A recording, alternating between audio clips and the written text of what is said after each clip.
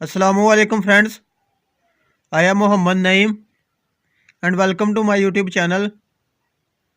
Video शुरू करने से पहले आपसे मेरी रिक्वेस्ट है कि मेरे चैनल RAC इलेक्ट्रोटेक को सब्सक्राइब कर लीजिएगा और साथ दी गई बेल आइकन को भी प्रेस कर लीजिएगा ताकि मेरी हर आने वाली नई वीडियोस की अपडेट आप तक पहुंचती रहे। आज हम जिस टॉपिक पर डिस्कस करने जा रहे हैं वो है Orion DC inverter error codes. Orion के जो DC इन्वर्टर AC होते हैं उनमें जो ज़्यादातर एरर आते हैं, फेमस एरर कोड्स के बारे में आज हम डिस्कस करेंगे। पहला जो एरर आता है ओरियन DC इन्वर्टर AC में वो है FA, वो है सक्शन टेम्परेचर सेंसर फेलियर। दूसरा जो एरर आता है F9 EEP रूम एरर। ये आउटडोर की जो मेन PCB में एक IC होता है, मेमोरी IC, अगर वो फॉल्टी हो जाएगा तो ये एरर F9 आएगा, हमारे इंडोर पर F9 एरर शो होगा। F6 एरर आएगा अगर, तो ये होगा एग्जॉस्ट टेम्परेचर सेंसर। जो डिस्चार्ज लाइन पर हमारा सेंसर लगा होता है, अगर वो शॉर्ट हो जाएगा या ओपन हो जाएगा तो ये एरर F शो होगा, F6 शो होगा। F3 एरर अगर आ रहा है तो ये होगा प्रॉब्लम कंप्रेसर प्रॉब्लम, क्योंकि कंप्रेसर हमारा उसकी वाइंडिंग या शॉर्ट हो गई है या ग्राउंड हो गई है, या PCB बोर्ड प्रॉब्लम है, PCB बोर्ड हमारे कंप्रेसर को सप्लाई नहीं दे रहा तो भी ये एरर आएगा, या IPM इंटेलिजेंट पावर मॉड्यूल में जो अगर फॉल्ट होगा तो भी ये एरर आएगा। तो F3 एरर में आपने तीन चीज़ें चेक करनी है। एक कंप्रेसर की वाइंडिंग चेक करनी है, वो मैं ऑलरेडी इन्वर्टर कंप्रेसर टेस्टिंग के बारे में वीडियो बना चुका हूँ, वो आप देख लीजिएगा अगर आपने नहीं देखी तो। PCB board problem, PCB board पर अगर PCB बोर्ड हमारे कंप्रेसर को आउटपुट वोल्टेज नहीं दे रहा तो भी ये प्रॉब्लम आएगी। और इंटेलिजेंट पावर मॉड्यूल का अगर मसला है तो भी ये प्रॉब्लम आएगी। आगे आ गया F1 या EFC। ये हमारा अगर IPM intelligent power module faulty होगा तो ये एरर आएगा। आगे एरर है F0, outdoor DC fan motor faulty.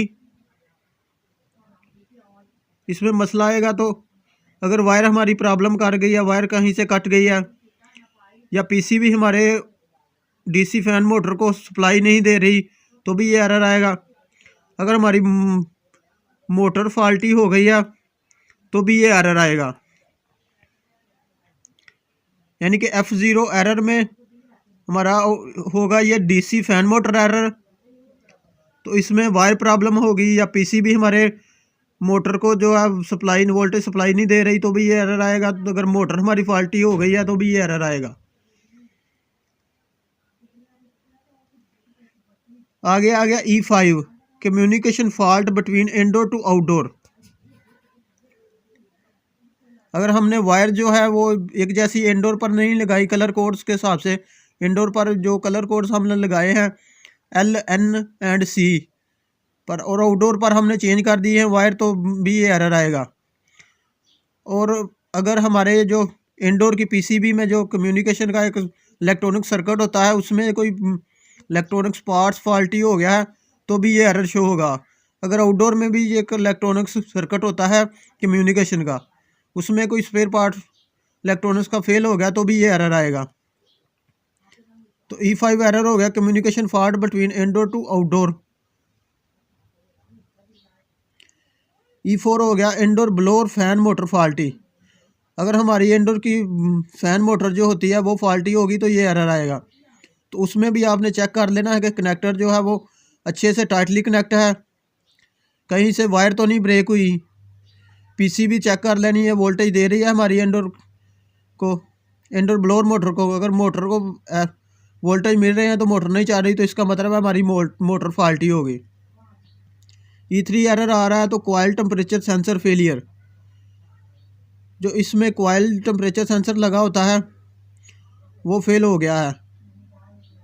तो E2 discharge temperature sensor failure, जो हमारी डिस्चार्ज लाइन पर टेम्परेचर सेंसर लगा होता है वो फेलियर हो गया तो भी ये एरर E2 एरर आएगा। तो E1 room temperature sensor failure, ये रूम टेम्परेचर सेंसर का अगर एरर आ रहा है तो इसमें हमारा रूम टेम्परेचर सेंसर जो है ना वो फॉल्टी हो गया है। थोड़ा सा मैं जूम करके आपको दिखा दूं ताकि आप स्क्रीनशॉट भी ले सकें। काफ़ी सारे दोस्तों की रिक्वेस्ट आती है कि सर आप जो वीडियो बनाते हैं उसके हम स्क्रीनशॉट नहीं ले सकते, तो ये देख लीजिएगा बिल्कुल क्लियर आ रहा है, तो आप स्क्रीनशॉट भी ले सकते हैं इसका। अगर आपको मेरी वीडियो पसंद आई है तो मेरे चैनल को सब्सक्राइब कर लीजिएगा, मेरी वीडियो को लाइक एंड शेयर ज़रूर कीजिएगा और कमेंट ज़रूर कीजिएगा, इससे मुझे सपोर्ट मिलती रहती है ताकि पता चलता रहता है कि आपको मेरी वीडियो कैसी लगी है और पसंद आ रही है। Thanks for watching. अल्लाह हाफिज़।